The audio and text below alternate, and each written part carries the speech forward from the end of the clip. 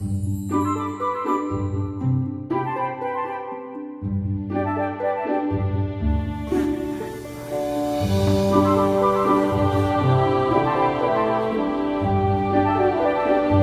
delicious, Keith. Thank you.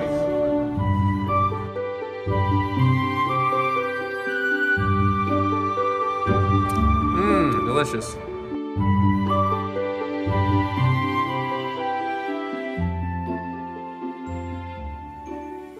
Mary! How are you doing? How are you? Good, how are you doing? It's Mary from the Castro Valley Forum. How are you doing? Please take a seat. Hey, I saw your ad in the paper. I loved it. It's just perfect.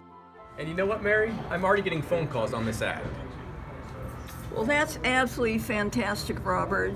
The reason for that is we reached 22,500 people, residents actually, in Castro Valley and businesses. I want to get in the next one, Mary. You know, Robert, that's a good question. The Castro Valley Forum newspaper comes out every Wednesday, rain or shine.